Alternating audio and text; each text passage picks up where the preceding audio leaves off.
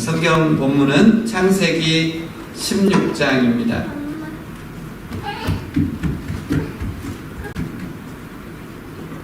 창세기 16장. 엄마랑 같이 안에서 놀고 싶어. 엄마랑 같이 안에서 놀고 싶어. 창세기 16장 1절에서 16절 말씀 같이 한번 저와 교독하시겠습니다. 창세기 16장입니다. 아브라함의 아내 사레는 출산하지 못하였고 그에게 한 여종이 있으니 애굽 사람이요 이름은 하갈이라. 사레가 아브라함에게 이르되 여호와께서 출산하지 않으셨으니 나보다의 내게 전적에 네가 그로 말미암아 자녀를 얻으라 하매 아브라함이 사레의 말을 듣는다. 아브라함의 아내 사레가 그 여종 애굽 사람 하갈을 데려다가 그 남편 아브라함에게 첩으로 준 때는 아브라함이 가나안 땅에 거주한 지 10년 후였더라. 아브라함이 나라가 가시는 하나님 하나님을 신하되 그가 자기의 신하를 알고 그의 여주는 멸시하시니라. 사레가 아브라함에게 이르되 내가 받는 모욕은 당신이 받아야 옳도다. 내가 나의 여종을 당신의 품에 두었거늘 그가 자기의 임신함을 알고 나를 멸시하니 당신과 나 사이에 여호와께서 판단하시기를 원하노라. 아브라함이 사레에게 이르되 당신의 여종은 당신의 품에 있으니 당신의 눈에 좋을 대로 그에게 하라 하되 사레가 하갈을 학대하였더니 하갈이 사레 앞에서 도망하였다. 여호와의 사자가 광야의 샘물 곁 곧 술길 샘 곁에서 그를 만나 이르되 사레의 여종아 내가 어디서 왔으며 어디로 가느냐. 그가 이르되 나는 내 여종 사레를 피하여 도망하였다. 여호와의 사자가 그에게 이르되 내 여주인에게로 돌아가서 그 수하에 복종하라. 여호와의 사자가 또 그에게 이르되 내가 내 씨를 크게 장성하여 그 수가 생수하게 하리라. 여호와의 사자가 또 그에게 이르되 내가 임신하였은즉 아들을 낳으리니 그 이름을 이스마엘이라 하라. 이는 여호와께서 내 고통을 들으셨음이니라. 그가 사람 중에 나이가 지나치니 그의 손이 모든 사람을 치겠고 모든 사람의 손이 그를 칠지며 그가 모든 형제와 항상 사랑하니라. 하갈이 자기에게 이르신 여호와의 이름을 나를 살피시는 하나님이라 하였으니 이는 내가 어떻게 여기서 나를 살피시는 하나님을 배웠는고 함이라. 그러므로 그 샘을 그를 나의 하나님으로 말했으며 그것은 가데스와 베레 사이에 있더라. 하갈이 아브라함의 아들을 낳음에 아브라함이 하갈이 낳은 그 아들을 이름하여 이스마엘이라 하였더라. 하갈이 아브라함에게 이스마엘을 낳았을 때 아브라함이 86세였더라. 아멘. 지난 창세기 15장에서 하나님은 두려움과 낙심 가운데 있는 아브라함을 찾아오셔서 큰 상급을 주시겠다고 하시면서 아브라함의 자손이 하늘의 별과 같이 또 바닷가의 모래와 같이 많아질 것이라는 그 축복의 말씀을 해주시고 가나안 땅 전체를 아브라함과 그 자손에게 주시겠다고 말씀하셨습니다. 그리고 하나님은 아브라함과 횃불 언약을 체결하시면서 그 약속하신 것을 하나님의 목숨을 걸고서라도 반드시 이루시겠다라고 말씀해 주셨습니다. 하지만 하나님께서 아브라함과 하셨던 그 약속을 실현하는 시간이 늦춰지게 됩니다. 그래서 아브라함과 아내인 사레가 인간적인 방법으로 사레의 여종이었던 애굽 사람 하갈을 아브라함과 동침하게 합니다. 그래서 결국 하갈이 임신을 하게 되었고 또 주인 사레와 여종 하갈 사이에 심한 감정 대립이 생기게 되어서 하갈이 집에서 쫓겨나가는 상황까지 이르게 됩니다. 여호와의 천사가 애굽길로 가고 있는 이 하갈에게 찾아와서 위로하시고 다시 하갈을 아브라함 집으로 돌아가게 해서 그 아들 이스마엘을 86세에 낳는 것이 오늘 성경 본문의 내용입니다. 그럼 오늘 성경 본문을 통해서 하나님이 우리에게 주시는 말씀을 살펴보기를 원하는데요. 첫째로는 우리는 인간적인 방법을 내려놓고 하나님의 역사하심을 기다려야 한다는 것입니다.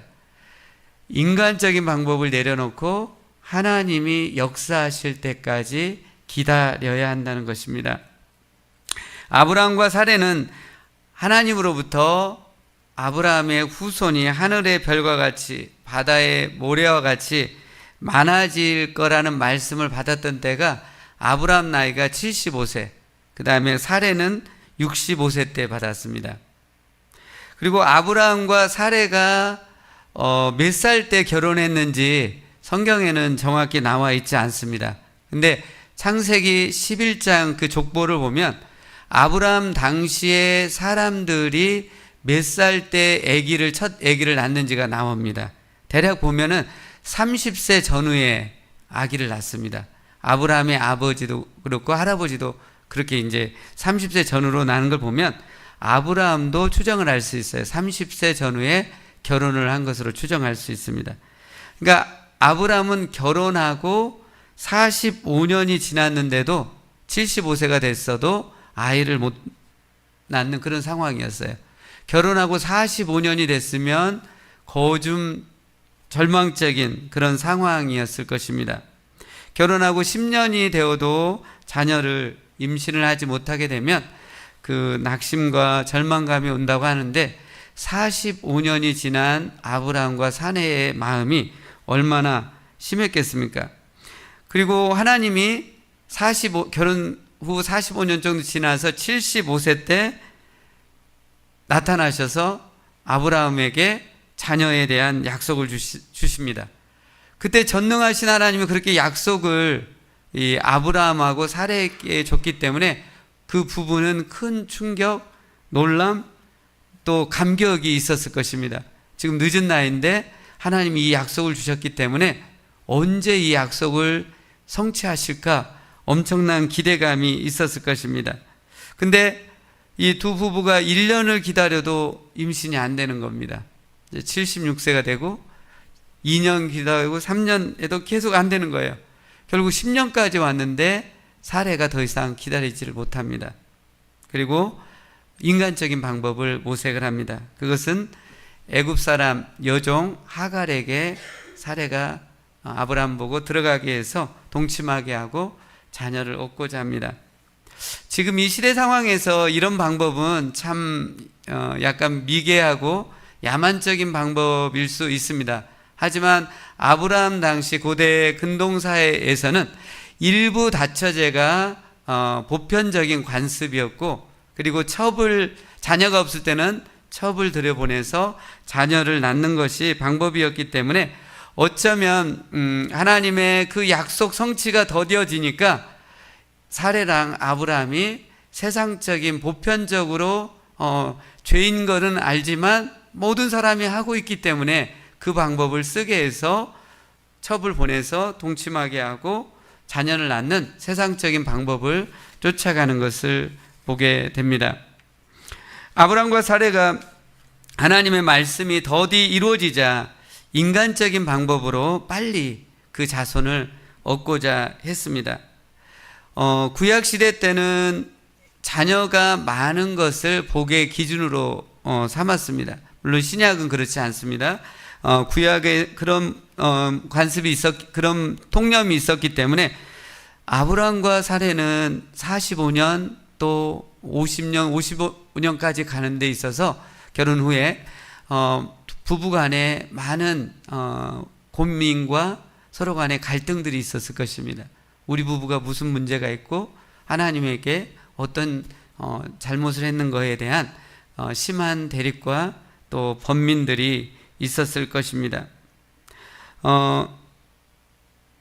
하지만 인간적인 방법으로 이 모든 문제를 해결하려고 했던 아브라함과 사레는 빨리 해결하려고 했는데 빨리 해결이 되지 않습니다. 더 깊은 문제와 갈등 속으로 빠져 들어가게 됩니다. 동침을 해서 하갈이 임신을 하는 데까지는 잘 됐습니다. 근데 4절 보시면 임신한 여종 하갈이 주인 사레를 멸시하는 데까지 가게 됩니다. 이 여종한테 멸시를 당하는 이 주인 사레의 마음이 어떠했겠습니까? 여성들 간의 이게 쏘아보는 눈빛 강렬하지 않습니까? 굉장히. 네. 지금 우리 교회 자매님들은 다들 너무나 인자하시고요. 네. 그것이 집으로까지 쭉 가실 줄로 저는 믿고요. 네. 우리 교회 자매님들을 얘기하는 건 아니에요. 근데 보편적으로 세상에서는요, 그 자매님들끼리의 그 어떤 갈등이나 그런 것이 대치 상황, 감정 싸움이 되면요, 이것은 이 핵폭탄급의 강한 위력이 있는 것을 보는데요.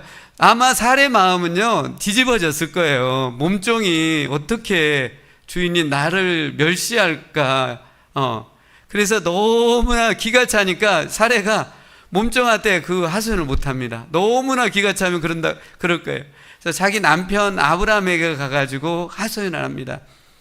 당신 때문에 내가 이런 고통을 당한다고 그렇게 합니다. 사실 그 문제를 일으킨 것은 다 사례였거든요.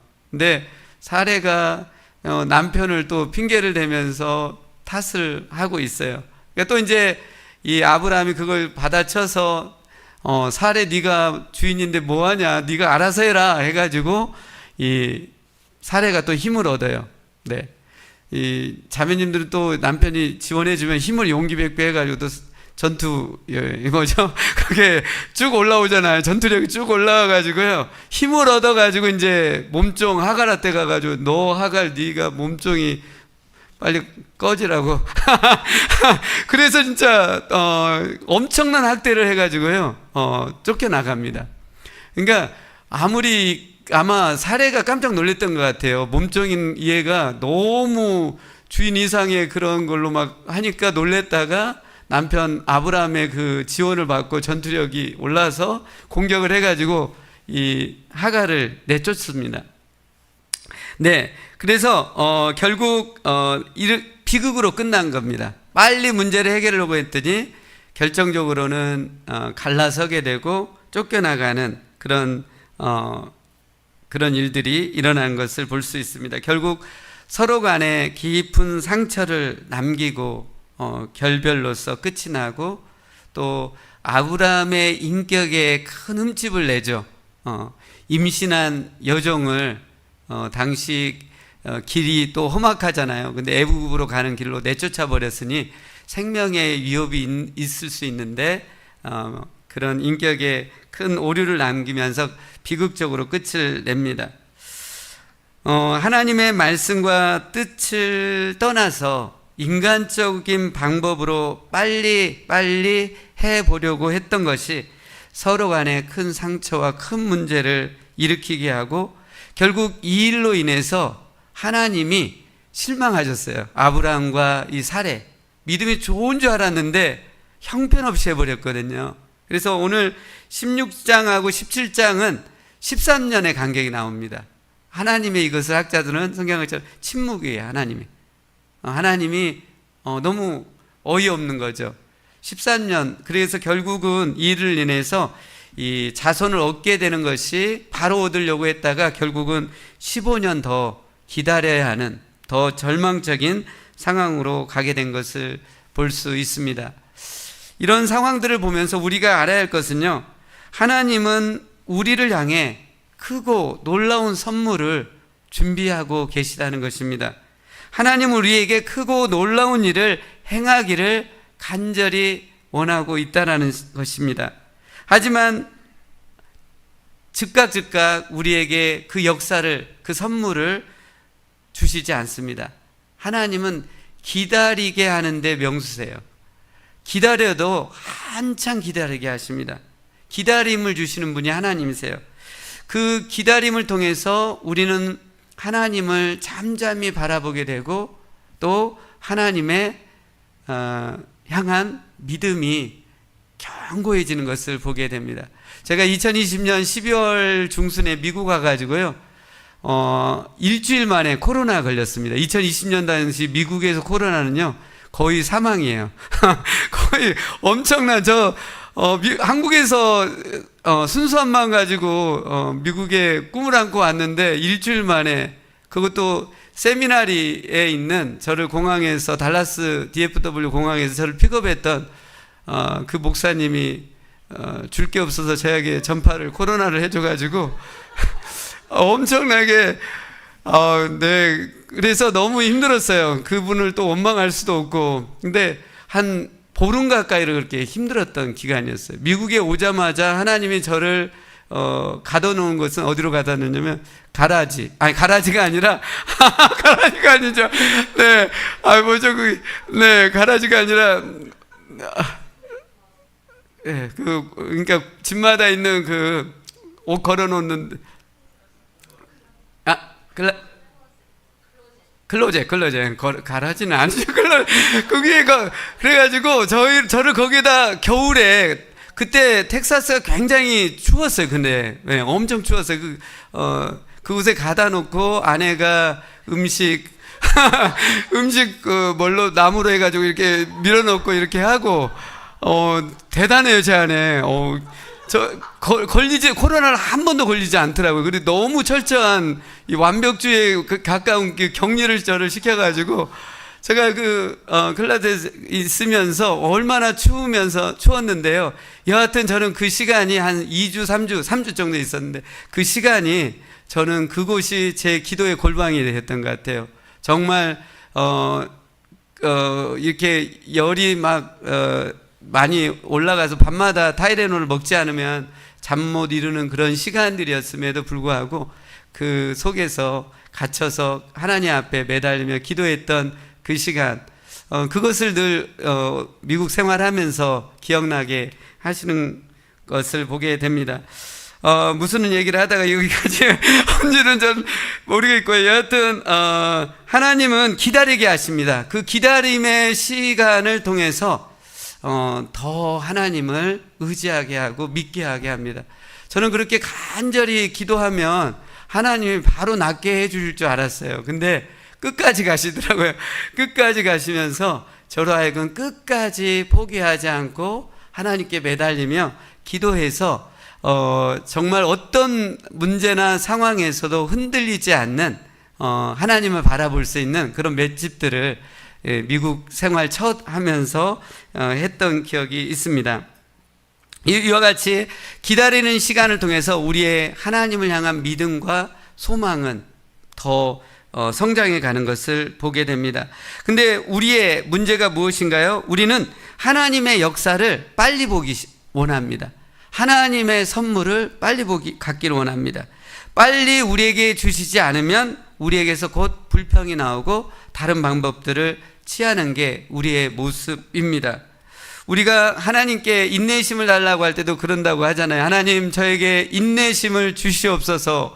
여기까지는 좋은데 그 다음에는 뭐냐면 즉시 지금 주시옵소서라고 할 정도로 인내하지 못하는 것이 우리, 특별히 빨리빨리를 이렇게 언어를 만들어낸 우리 한국인의 특징이 아닌가 싶습니다. 빨리 보려고 합니다. 하나님의 역사도 하나님의 선물도 지금 아니면 안 되는 사람처럼 그렇게 하나님께 졸라대는 것을 보게 됩니다. 근데 하나님은 기다리게 하십니다. 그것도 충분히 기다리게 하십니다.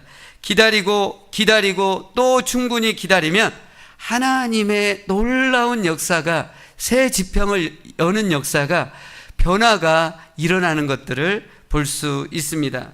부부간에도 하나님의 역사를 보려면 서로를 향해서 기다림의 시간이 필요합니다.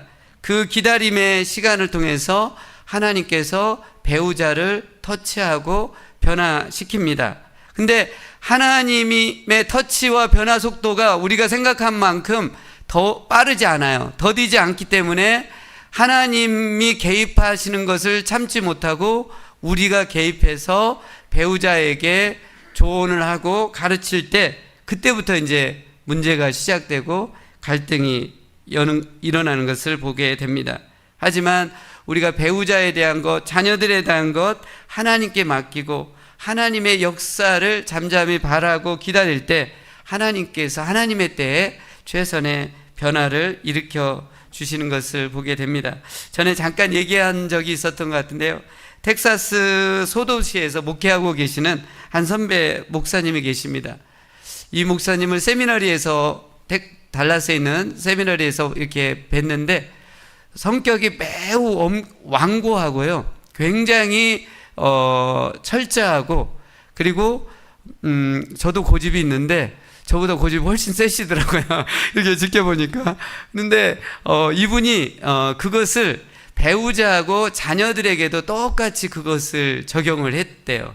그러니까 아이들이 커가면서 이 목사님을 점점 꺼리는 것이 있었습니다. 너무나 철저하게 어릴 때부터 옳고 그름에 대해서 분명하게 얘기하고 엄격하게 하고 잘못했을 때 엄격하게 회초리도 들고 이렇게 하다 보니까 아이들이 이게 멀어져 갔는데, 첫째가 중학교 될 때 목사님이 하나님 앞에서 철저하게 자기가 잘못하고 있다는 것을 깨닫고 회개하면서 첫째가 중학교 시절 때 배우자와 세 자녀들을 하나님께 다 맡겨버렸대요. 하나님께 다 맡겨버리고 한마디도 훈계를 하지 않았다고 합니다. 와이프한테는 잔소리도 하지 않고, 사모님한테는. 그때부터 진짜로 한마디도 그렇게 애들한테 꾸짖거나 잔소리를 하지 않았대요. 그렇게 하고 나서부터 지금 한 7, 8년이 지났는데 아이들이 한 사람 한 사람씩 아빠에게 다가오게 되었고, 지금은 그 첫째와 둘째가 텍사스의 아주 영향력 있는 대학교에서 장학금을 타고 다니고, 그것도 좋은데 남달라요. 신앙이 남달라요. 제가 봤을 때 여러 번 봤는데, 그리고 인품도 너무 좋고, 그리고 가족들 간에 그 회복이 일어나서 서로가 그런데요. 자녀들이 아빠 엄마 우리 집 같이 이 세상에서 행복한 가정이 있을까? 새 자녀들이 그런 고백을 한다는 거예요. 근데 그런 변화가 있게 된 결정적인 것은 가장인 그 아주 엄격하고 고집세기로 심한 그 목사님이 철저하게 회개하고 깨닫고 하나님께 모든 것들을 맡기고 했을 때 하나님께서 그 자녀들을 회복시켜 나가는 것들, 막내가 딸인데 딸이 좀 많이 우울감도 심했고 그랬는데 워낙 그 아빠가 심하게 훈계하고 하니까 그랬는데, 그렇게 7, 8년을 겪으면서 지금은 많이 회복이 되고 대학에 가려고 지금 준비 중에 있다는 말을 듣고 있습니다.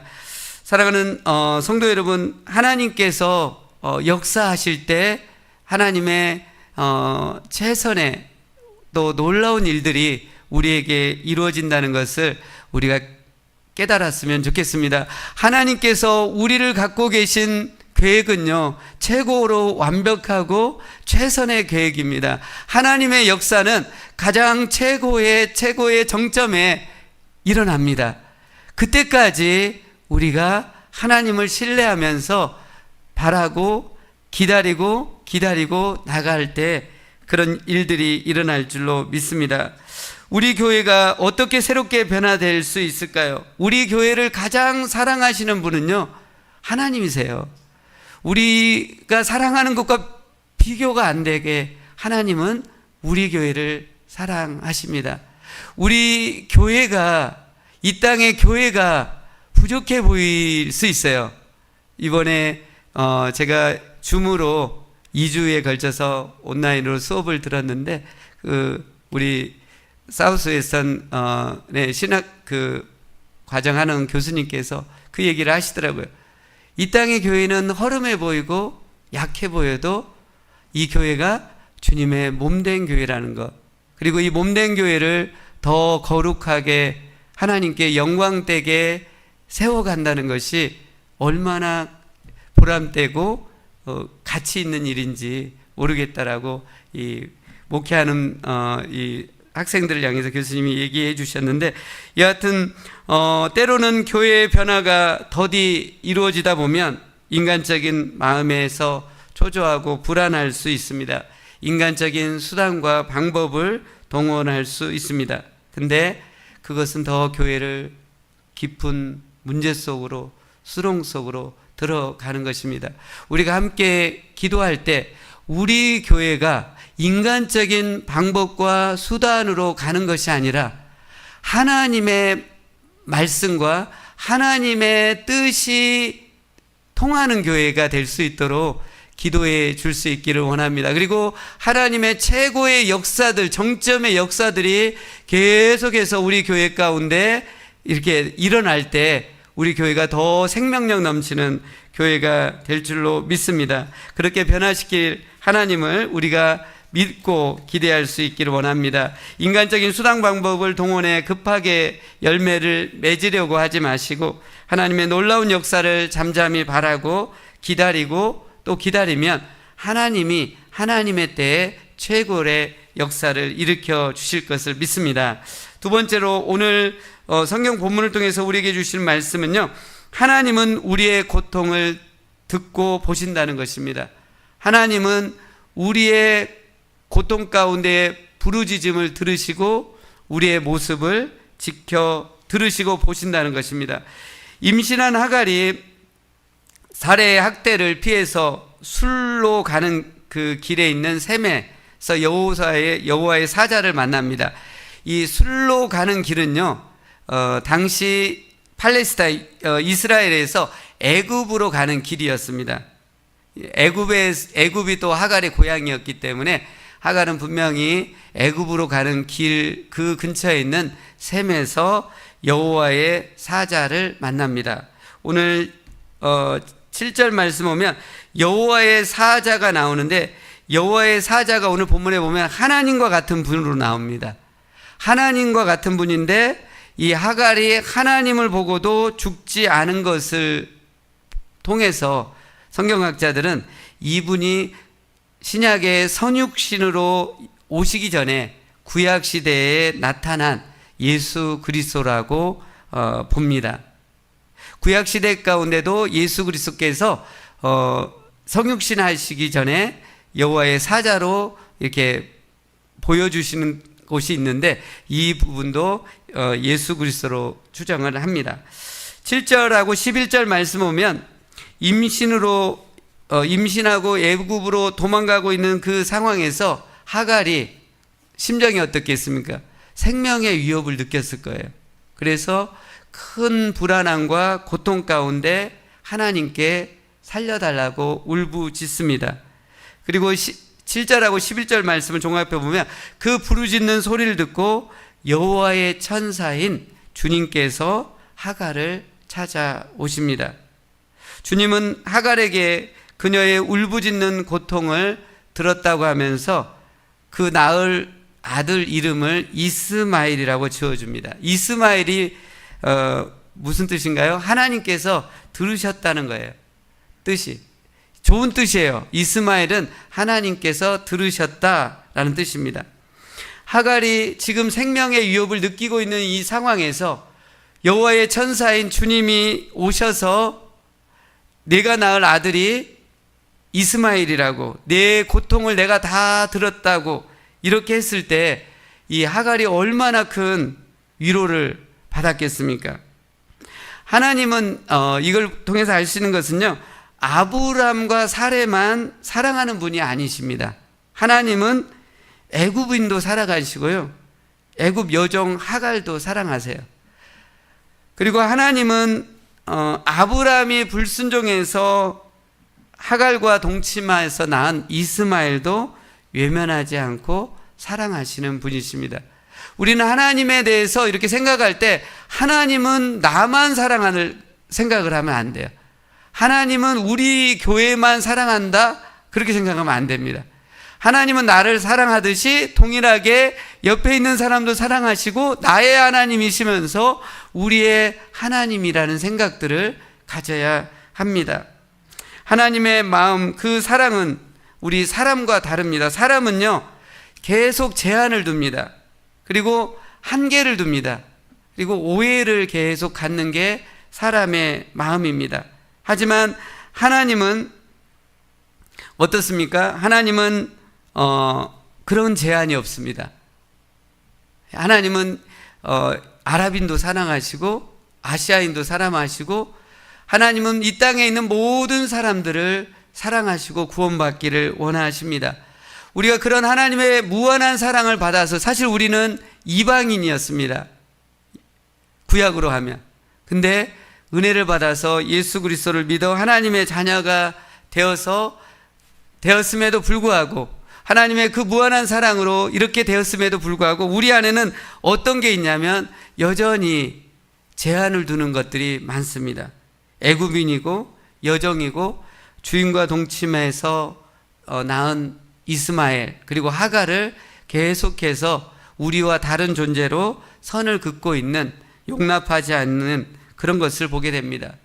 우리는 하갈을 불쌍히 여기기보다는 어쩌면 정죄하고 비난하고 판단하는 것이 앞설 것입니다. 하지만 오늘 성경에 보면 여호와의 천사가 그 하갈하고 이스마엘에게 나타나셔서 그들을 위로하고 그들을 다시 회복으로 이끄는 걸 보면 우리의 생각하고는 다른 것을 보게 됩니다.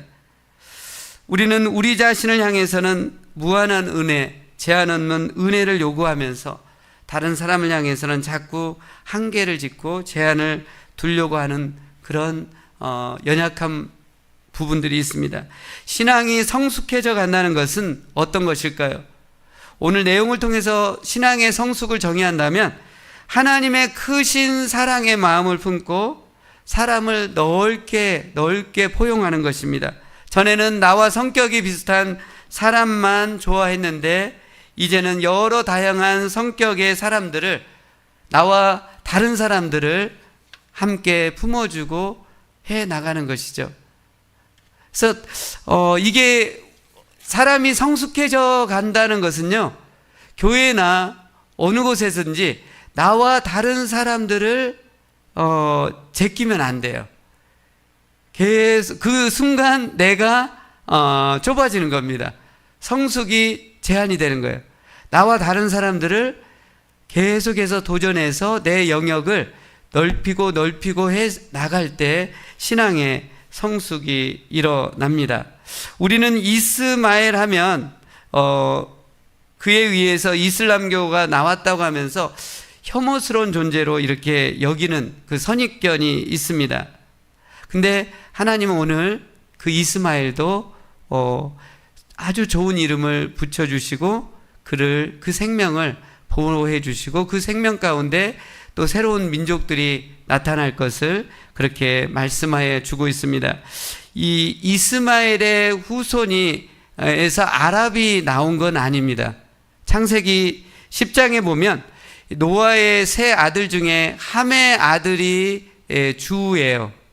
그리고 나중에 이스마엘과 에서나 이런 자손들이 아랍의 일부 포함되어 있는 것입니다. 그래서 우리가 이스마엘에 대해서 그동안 너무 이스마엘의 후손에서 이슬람교가 나왔다고 해서 너무 이스마엘을 정죄하고 나쁜 사람으로 몰아가고 있는데 오늘 하나님은 그렇지 않다라는 것을 우리에게 보여줍니다. 결국은 이슬람에서도 그들의 믿음의 아버지는 아브라함이라고 하거든요. 유대교도 그렇고요. 기독교뿐만.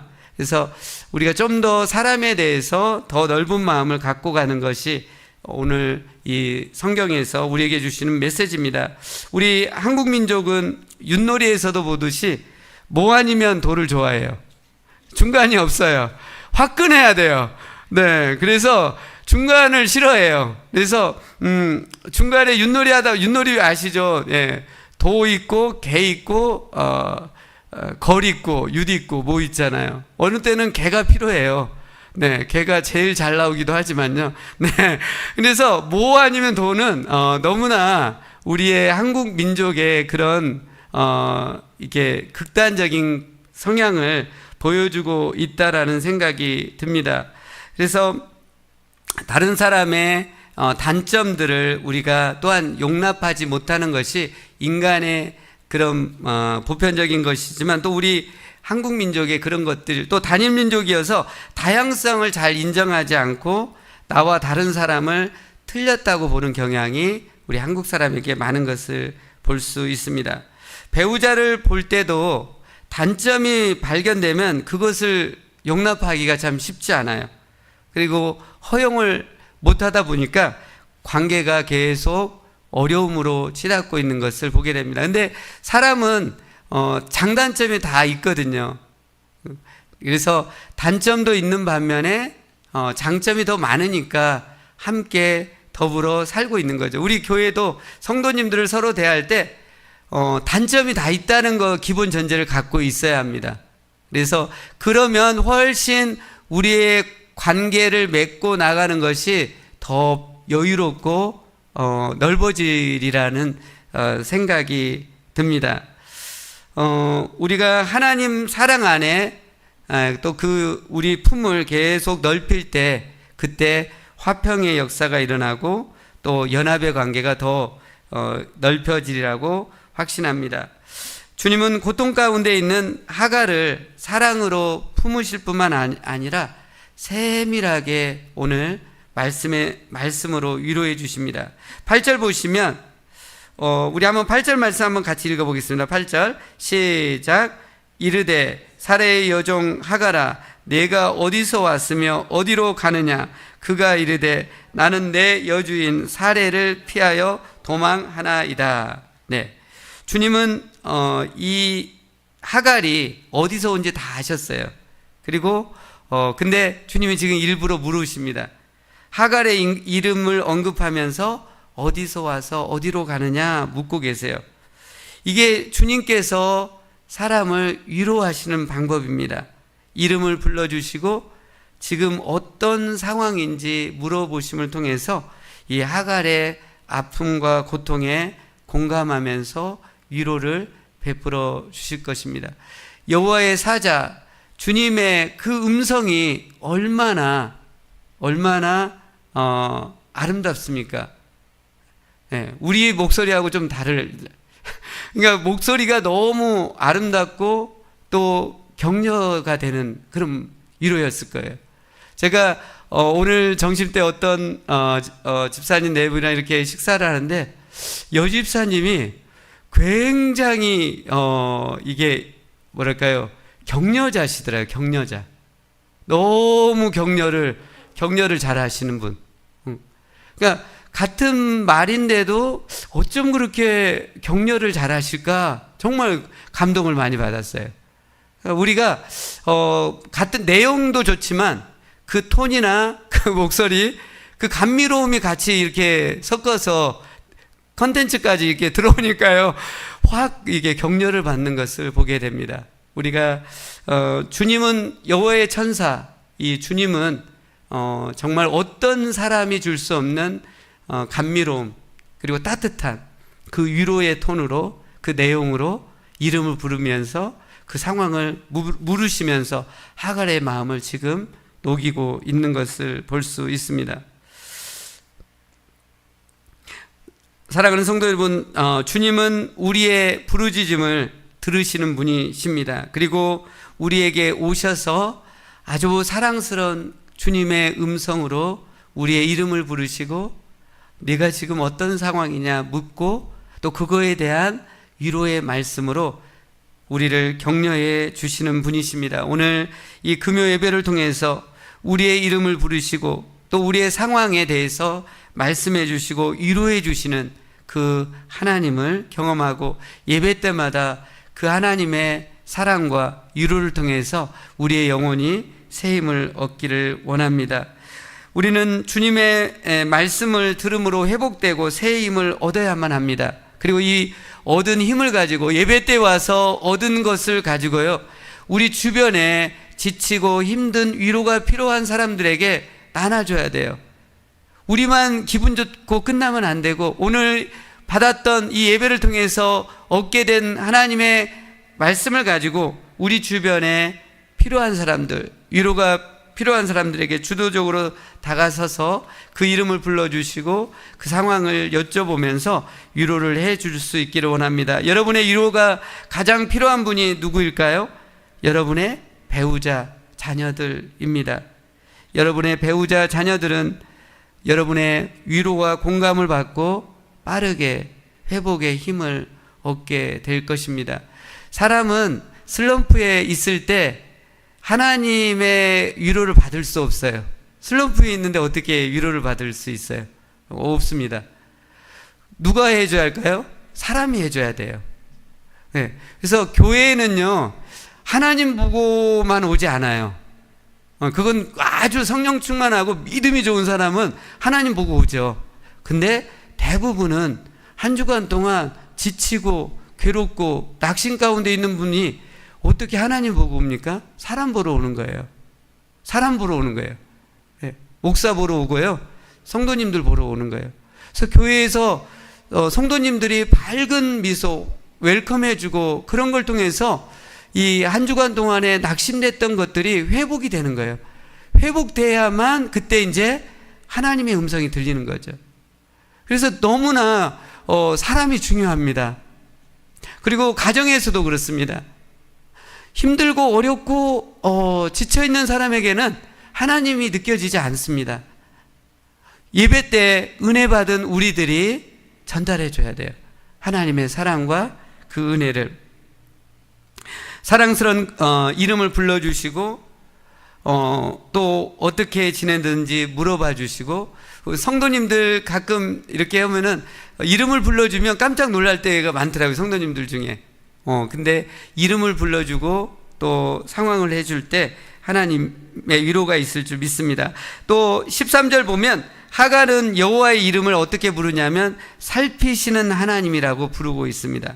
여기서 이 살핀다는 것은 원어로 본다라는 의미를 갖고 있습니다. 그러니까 살피시는 하나님은 보고 계시는, 보시는 하나님이십니다. 하갈은 여호와의 천사인 하나님께서 직접 오셔서 자신의 아픔과 고통과 두려움 등을 모두 보고 계시다는 것을 깨닫습니다. 그리고 하나님 부를 때 하나님, 우리 하나님은 살피신 하나님, 보시는 하나님이라고 말씀해 주고 있습니다. 사랑하는 성도 여러분, 하나님은 우리의 부르짖는 소리를 들으실 뿐만 아니라 우리의 삶의 고통의 현장에 하나님이 오셔서 다 살펴보고 계시다는 것을 오늘 깨달을 수 있기를 원합니다. 요즘 하루하루의 삶이 힘들고 괴롭고 낙심이 되고 있지는 않으십니까? 임신한 하갈과 같이 홀로 애국길로 가고 있는 그 무서운 여정 가운데 있는 사람과 같이 괴로운 심정은 아니신가요? 근데 하나님께서 여러분 옆에서 다 보고 살피신다는 것을 깨달을 수 있기를 원합니다. 전능하신 하나님께서 우리와 함께 하시고 우리의 모든 상황을 살피시고 나는 것을 믿음으로 붙잡고 새 희망, 일어설 또 용기를 우리 안에서 힘있게 낼 수 있기를 원합니다. 하나님을 기다리고 하나님의 역사를 잠잠히 기다릴 때 하나님은 최고의 때, 정점의 때 선하신 역사를 베풀어 주실 것입니다. 이 시간 한번 같이 기도했으면 좋겠습니다.